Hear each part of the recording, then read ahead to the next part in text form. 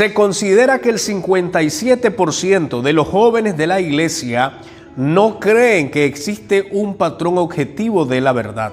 Otro dato importante, se cree que casi ese 57% también de los adultos no creen en la verdad absoluta. Estoy hablando de personas que están en la iglesia.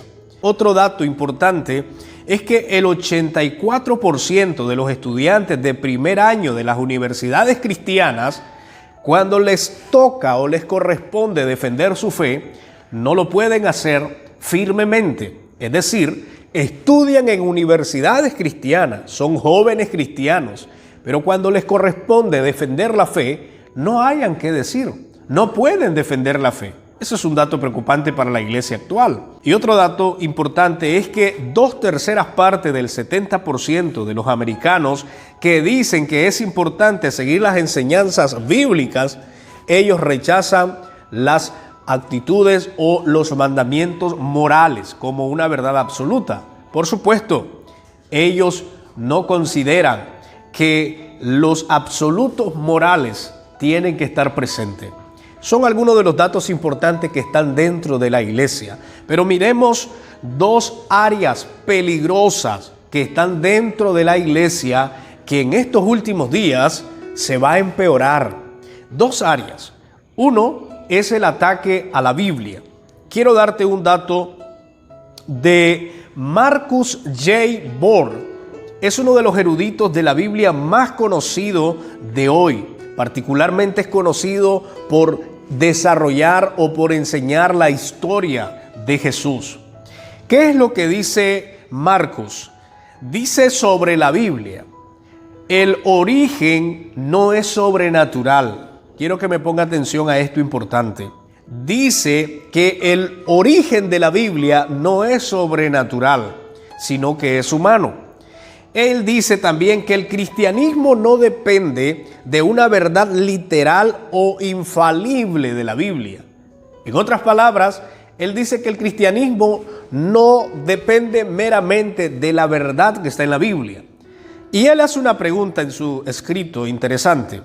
Dice: nosotros los cristianos creemos en la resurrección de Jesús porque la historia de los evangelios prueban que la resurrección en realidad sucedió.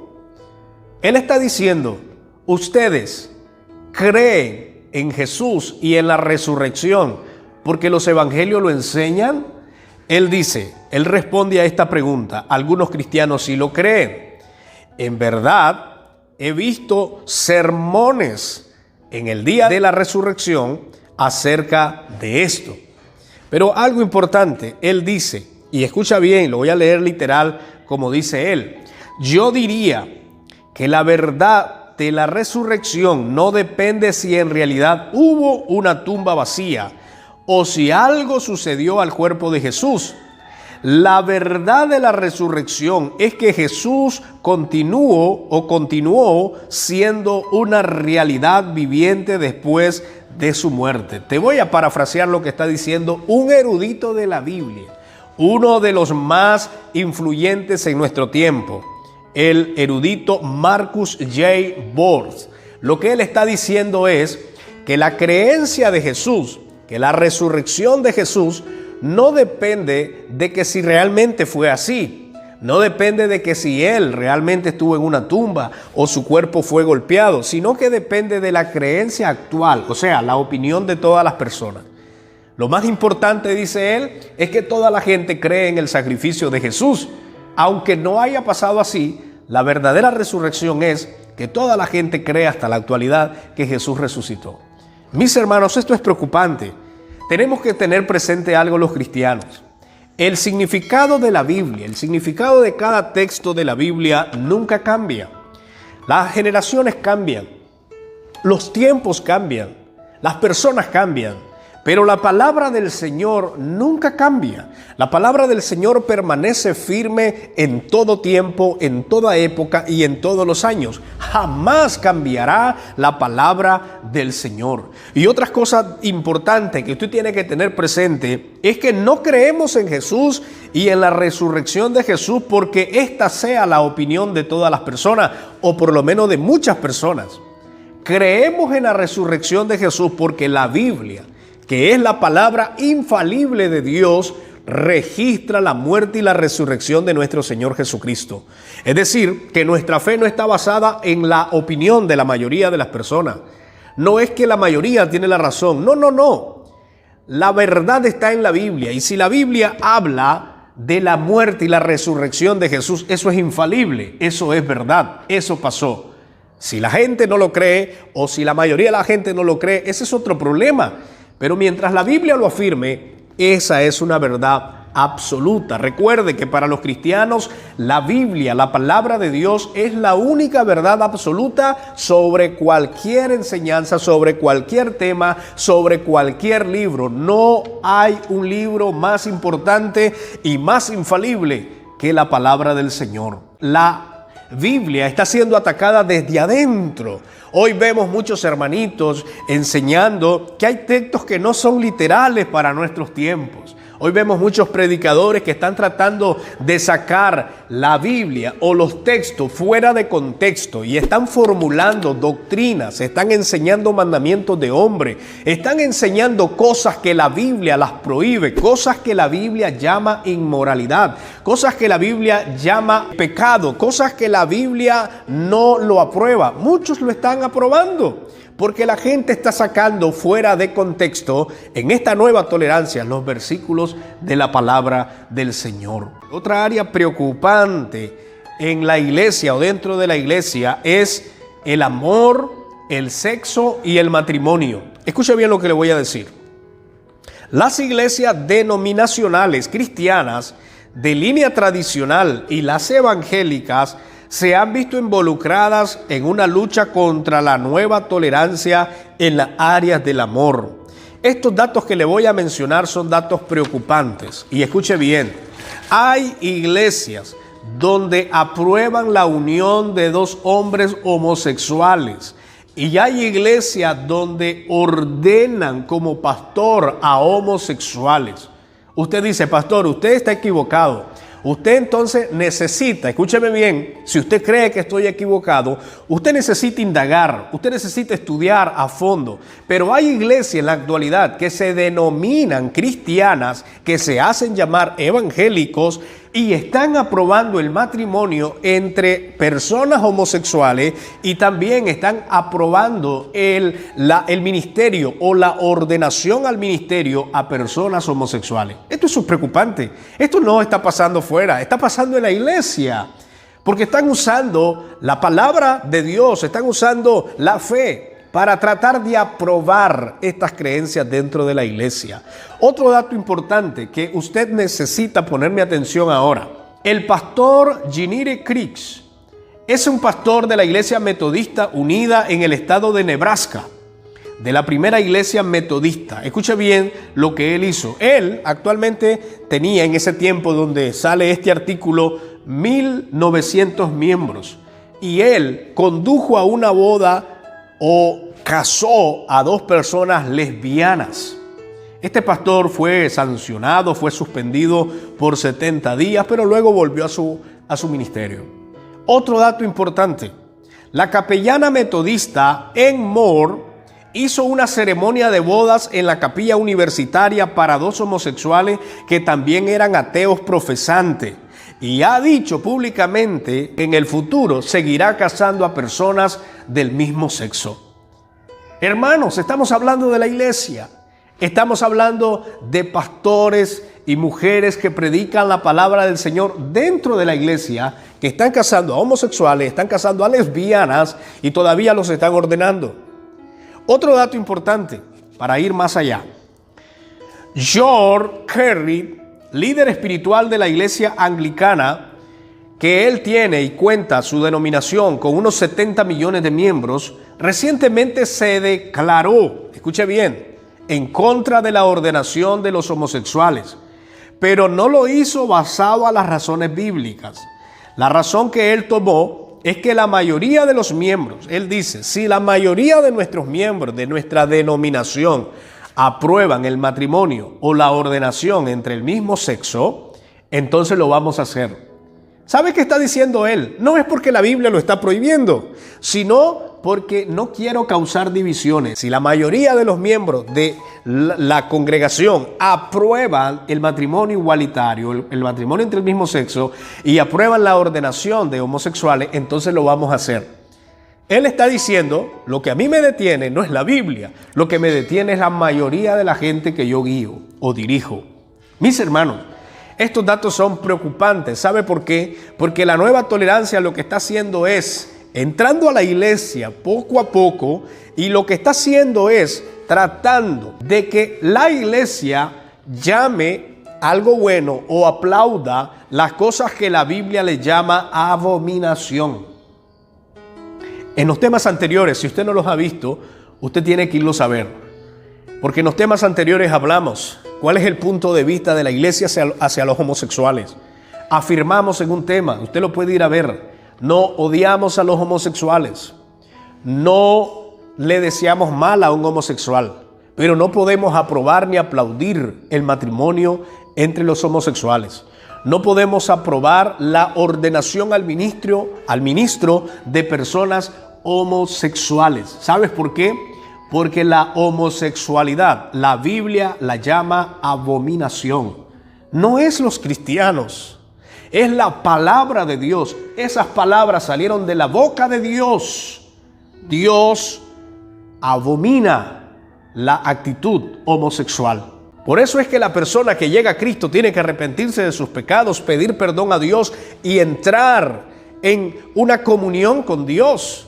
Y sea cual sea, no es que solamente la homosexualidad, sino que todos los pecados. Pero entre todos los pecados, la homosexualidad es una abominación para Dios. Por esa razón, la iglesia no puede. La iglesia es un lugar abierto y cualquier persona puede llegar a la iglesia. No vamos a restringir la entrada a nadie. Pero eso es muy diferente a que yo aplauda, a que yo acepte, a que yo apruebe la actitud de tales personas. Aquí puede visitarnos cualquier persona, sea transexual, sea lesbiana, sea homosexual, sea pansexual, sea asexual. Cualquier persona nos puede visitar a la iglesia y le vamos a recibir. Pero jamás como pastor le voy a decir que su actitud está bien y no le voy a decir que continúe, que no hay problema, que Dios así lo recibe y que Dios así lo tolera. Porque eso es lo que están diciendo muchos en la iglesia. Hermanos, podemos recibirlo, sí, puede llegar cualquier persona, pero jamás vamos a probar que eso está bien. Una cosa es recibirlo y la intención de recibirlo es para formarles y enseñarles, pero no para aplaudirle y decirle que están bien. Hay que demandar lo que está mal. Entonces, pastor, usted dice, pero ¿cómo vamos a responder a esta amenaza de la nueva tolerancia? Voy a mencionarle por lo menos 5 cosas importantes de las cuales usted puede hacer uso para poder defender este pensamiento o esta amenaza que a todos nos afecta de alguna manera. Lo primero, usted tiene que examinar su fe. Hermano, usted que me está escuchando y viendo, ¿tiene usted a la Biblia como la palabra inspirada por Dios? ¿La lee usted? ¿La estudia?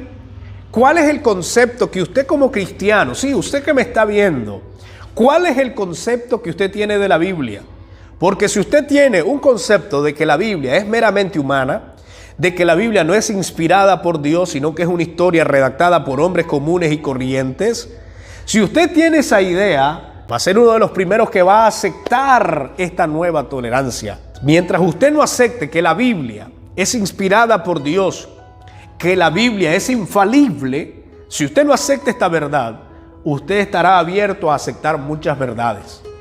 Cualquier libro que no es la Biblia no es verdad y no es absoluto. Solo hay un libro absoluto y es la Biblia.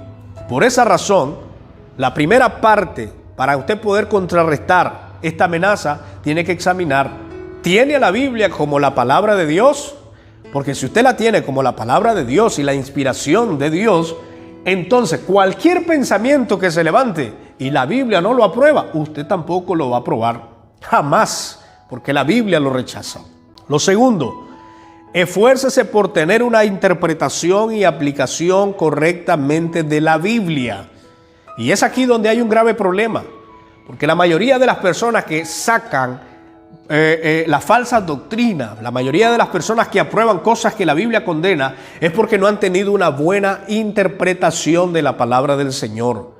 Un texto fuera de contexto es un pretexto para poder realizar una falsa doctrina. Entonces, si usted no tiene una buena interpretación a lo malo, a lo que es pecado, usted lo llamará bueno y lo va a aceptar. Lo tercero es que usted tiene que estudiar las reglas básicas de interpretación de la Biblia. Usted tiene que entender claramente cuáles son las reglas para interpretar correctamente la Biblia. Y de esta manera vamos a defender nuestra fe ante un ataque en contra de la palabra del Señor.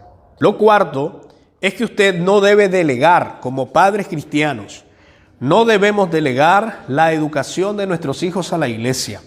Hay muchos padres que creen que los pastores, que los líderes y que la misma iglesia le va a educar a los hijos.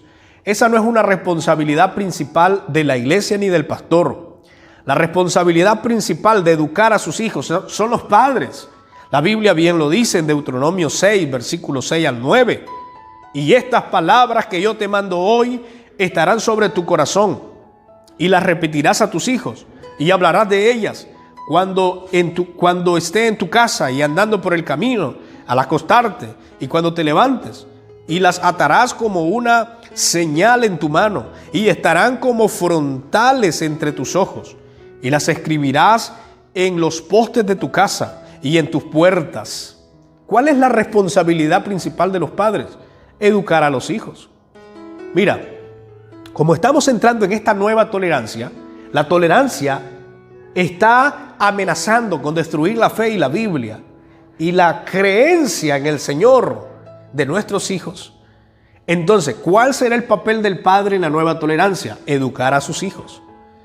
Hermano, si usted no está haciendo su trabajo como padre, es hora que comience a hacerlo. Influya la fe que usted tiene en sus hijos. Transmita los valores y principios de la palabra del Señor a sus hijos. Haga el esfuerzo. Dedique el tiempo en la palabra del Señor y llame a sus hijos y dígale: mira, hijo, la palabra de Dios prohíbe esto. La palabra de Dios no acepta esto. Porque si no lo hacemos, nuestros hijos serán las próximas víctimas de esta nueva tolerancia.